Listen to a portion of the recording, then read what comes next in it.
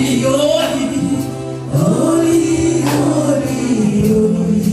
vas écouter attentivement ces paroles. Ces paroles révélées par le prophète Ésaïe. Ésaïe au chapitre 53. La Bible dit: qui a cru à notre prédication? À qui le bras de l'Éternel a-t-il été révélé? Il a grandi devant lui comme une jeune plante, comme un rejeton qui sort d'une terre desséchée. Il n'avait ni beauté, ni splendeur, propre à attirer nos regards. Et son aspect n'avait rien pour nous plaire. Méprisé et délaissé par les hommes, homme de douleur, habitué à la souffrance. Il était pareil à celui face auquel on détourne la tête. Nous l'avons méprisé. Nous n'avons fait aucun cas de lui. Pourtant, ce sont les souffrances qu'il a portées. C'est de nos douleurs qu'il s'est chargé. Et nous l'avons considéré comme puni, frappé par Dieu et humilié. Mais lui, il était blessé à cause de nos transgressions, brisé à cause de nos fautes. La punition qui nous donne la paix est tombée sur lui. Et c'est par ses maîtrisures que nous sommes guéris.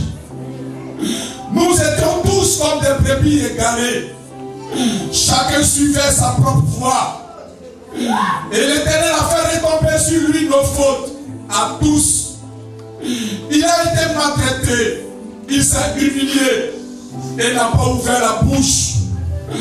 Pareil à un agneau qu'on amène à l'abattoir, à une brebis muette devant ceux qui l'attendent. Il n'a pas ouvert la bouche.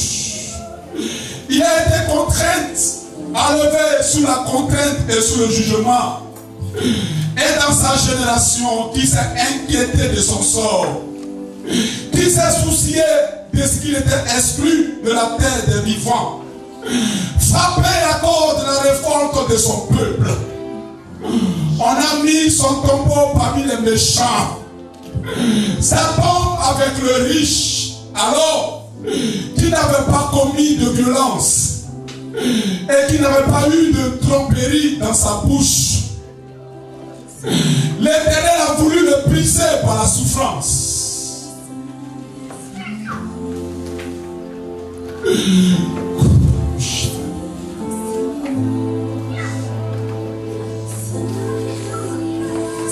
Par sa connaissance, mon serviteur juste procurera la justice à beaucoup d'hommes. C'est lui qui portera nos fautes. Voilà pourquoi je lui donnerai sa part au milieu de beaucoup. Et il partagera le butin avec les puissants. Parce qu'il s'est dépouillé lui-même jusqu'à la mort. Et qu'il a été compté parmi les criminels. Parce qu'il a porté le péché de beaucoup d'hommes. Et qu'il est intervenu en faveur des frappés, maltraités à cause de nous. Il a voulu nous réconcilier avec Dieu. Il a payé un prix fort, le prix de son sang. Jésus est Dieu, ressuscité le troisième jour d'entre les morts. Aujourd'hui, assis sur le trône le plus élevé, la Bible déclare que dans toutes les générations, il est digne d'être adoré. Il est digne de recevoir ce matin ton adoration. Il est digne que tu lui dises merci pour le souffle de vie, pour ce qu'il te donne, pour ce qu'il fait, pour sa protection sur toi, tes enfants, ta famille. Il est digne que tu lui dises merci. Jésus est digne. Il est digne de louange et d'adoration. Ce Jésus-là, il est Dieu.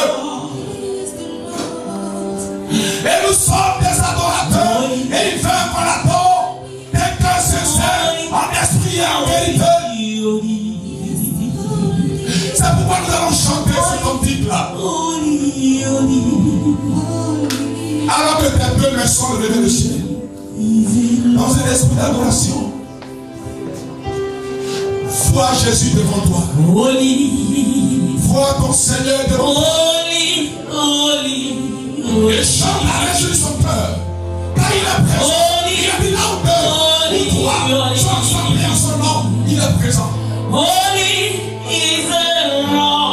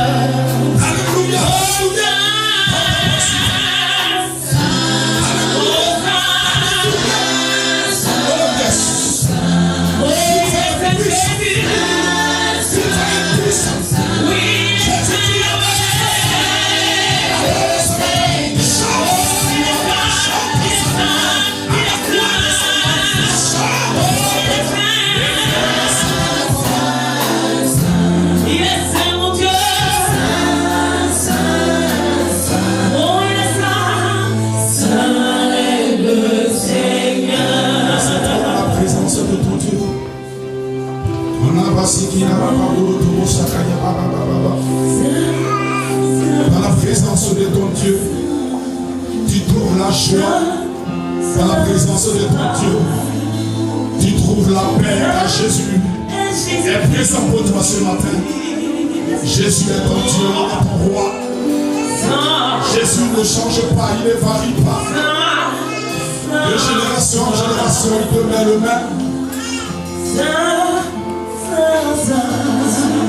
Ouvre ton cœur ce matin. Ouvre la porte de ton cœur. Jésus veut te faire du bien.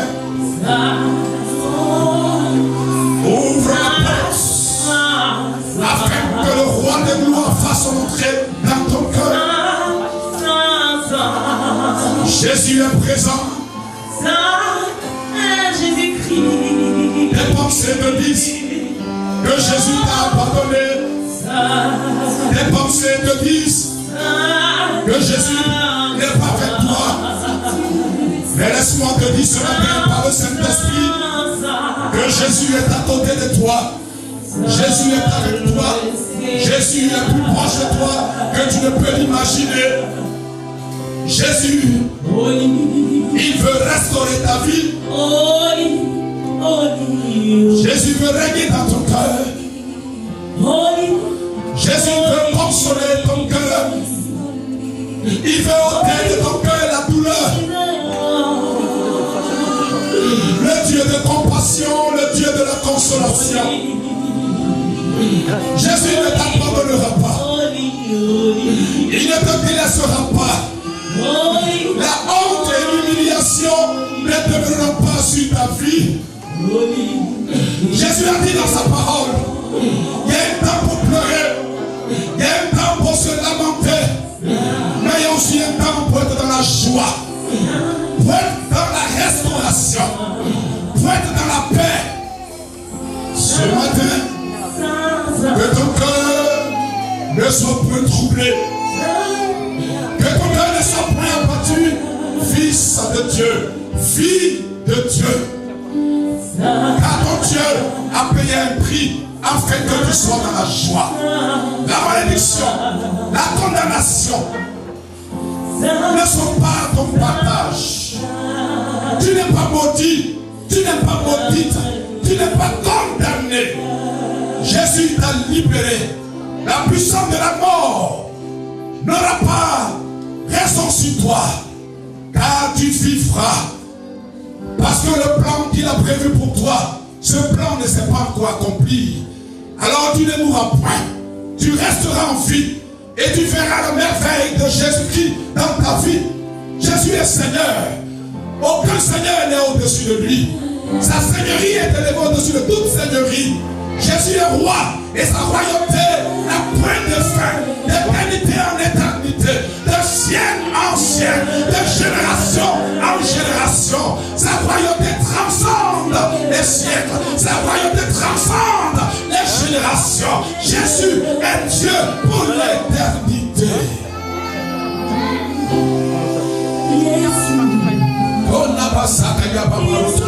Mais combien de caméras j'ai fait remonter? Sois fortifié. Sois encouragé.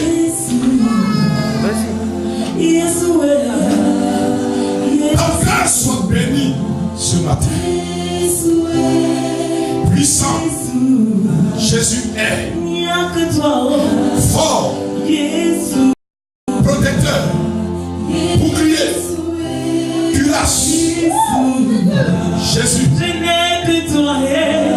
Puissant. Valeureux.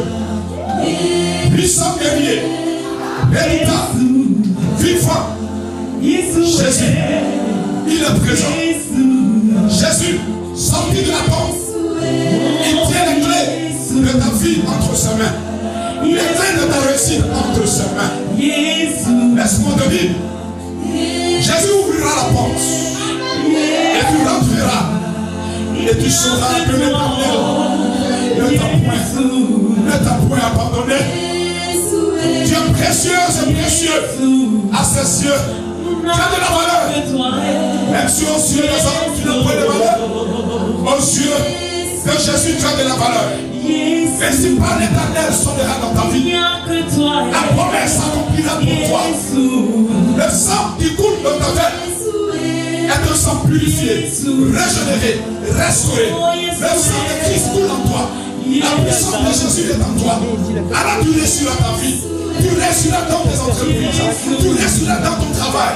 Tu arriveras à épargner. Les dettes, les dents qui ne vont pas. Oui, un jour tu sortiras de cette dette. Tu sortiras de tes difficultés. Tu sortiras de tes épreuves. Et ce jour-là, le diable n'aura que les cieux pour pleurer. Tu triompheras. La victoire, le grand fait est sur ton front. La victoire est sur ton front. Le grand fait est sur ton front. La victoire est sur ton front. Agis dans nos vies. Femme de victoire. Homme de victoire. Tu es né pour remporter des batailles. Même si l'échec ne sera pas ta porte, mais l'échec n'est pas ta destinée. Tu as une destinée plus grande. Tout à fait victoire. La victoire est sur ton front. Le grand fait est sur ton front. Et tu remporteras la victoire. La maladie n'aura pas raison sur toi. Les cauchemars, la puissance ténébreuse n'aura pas raison sur toi. Où est Jésus pour que les sorciers te tuent? Où est Pasteur Jésus pour que les épreuves t'enfoutissent? Où est Jésus pour que les hommes te maudissent et que la malédiction ait de l'impact dans ta vie? Où est Jésus? Bien-aimé, laisse-y par l'Éternel sonne à ton cœur ce matin. Jésus est là. Il est avec toi. Lui, sous-estimé, méprisé, rejeté. On détourne les regards lorsque on te voit. Mais toi, ne t'inquiète pas. Un jour viendra où on viendra se prosterner devant toi. Jésus est là. Considère-le.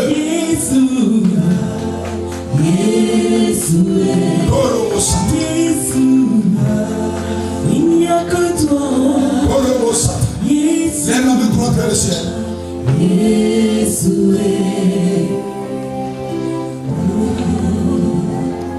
Voici tes enfants ce matin. Bénis chacun. Je recommande ce culte entre tes mains. Car c'est entre tes mains que l'œuvre de l'Éternel prospérera. C'est toi le guide. C'est toi le Seigneur. C'est toi notre Dieu. Conduis et dirige toutes choses. Est-ce qu'un enfant de Dieu peut répondre? Amen. Amen. Amen. Amen. Amen. Oh. Amen. Amen. Amen. Amen. Jésus le Seigneur. Amen.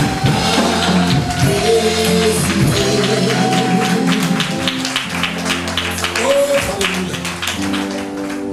Vous pouvez vous asseoir.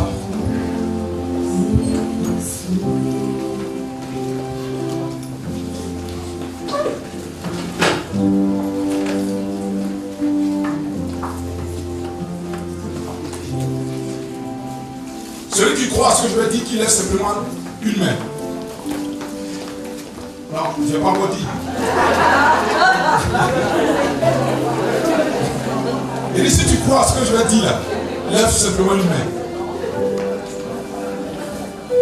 Qui pense que ce matin il recevra quelque chose de Jésus? Amen. Non, regarde la main. Il faut que lui-même puisse voir. Qui croit que ce matin, la faveur de Dieu va impacter sa vie? Qui lève l'autre main? Amen.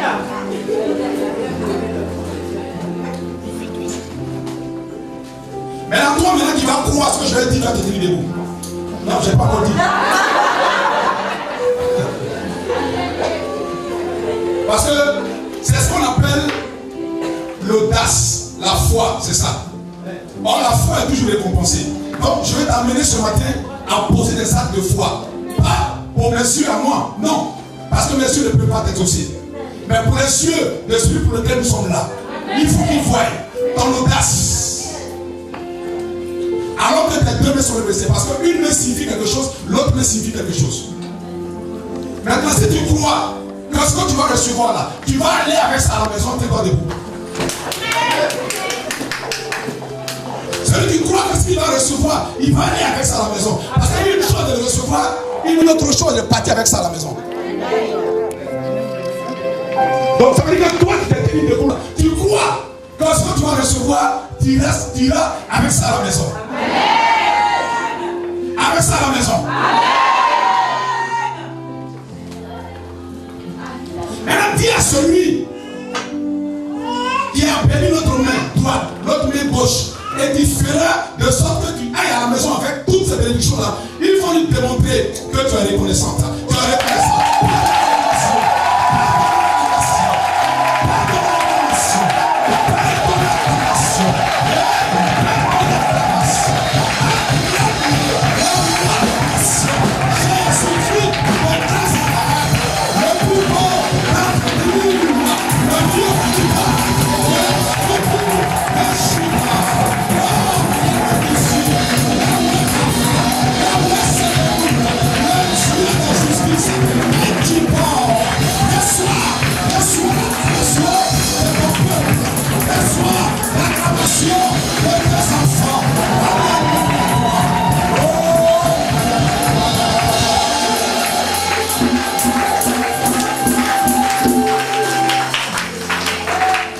Salut deux personnes autour de toi, il faut lui dire, l'acte de foi va payer.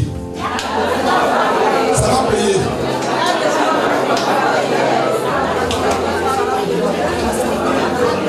Ça va payer, hein?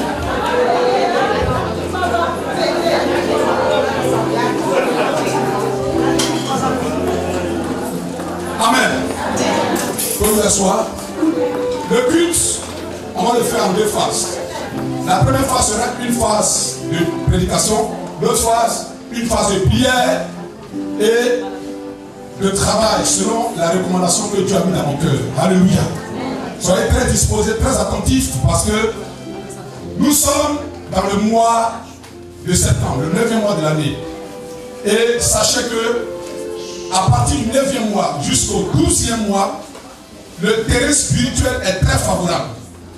Très favorable parce que chaque temps est considéré comme une période favorable pour quelque chose.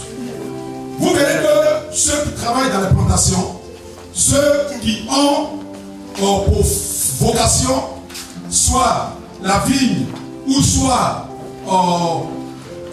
qui plantent des tomates, du riz, les paysans ne sèment pas, ne plantent pas parce qu'il faut s'aimer, il faut planter. Il y a des périodes. Je disais, pour planter les villages, cette matière avec laquelle on fait des pneus de voiture, tout ce qui est caoutchouc, il y a aussi une période. Et le temps où les villages poussent n'est pas pareil avec le temps où les tomates poussent. Les villages mettent 7 ans avant de pousser, 7 années. Il y a aussi le café, le cacao, il y a beaucoup d'autres choses. Donc chaque période est favorable pour telle ou telle chose.